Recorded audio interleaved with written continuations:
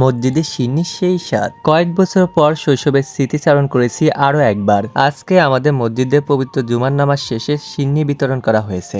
আগে প্রত্যেক শুক্রবার মসজিদে সিন্নি বিতরণ করত, এখন আর কেউ সিন্নি বিতরণ করে না। হে এভরিওয়ান, আসসালামু আলাইকুম। কি অবস্থা সবার?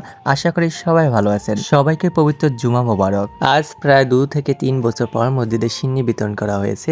বাড়ির কাছের একজনের মৃত্যুর আজ 40 দিন পূর্ণ হয়েছে।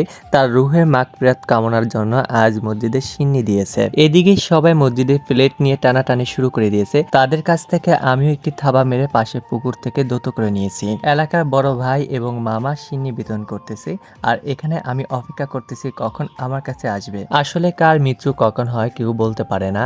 আজ ওনার 40 আমরা খেয়েছি, হয়তোবা কোনো একদিন আমাদেরও 40 তবারক এই মসজিদে বিতরণ করা হবে। তাই আমরা একে অপরের জন্য দোয়া করি এবং মৃত ব্যক্তির রুহের মাগফিরাত কামনা করি, ওনাকে যেন আল্লাহ তাআলা জান্নাতুল ফেরদাউস নসিব করেন। এদিকে এলাকার ছোট বড় সবাই খুব মজা করে তবারক হিসাবে সিন্নি খেতেছে। আসলে বাসায় এর থেকে ভালোভাবে রান্না করা হয়, তাও সেটা থেকে এই সিন্নিটা খুব মজা হয়।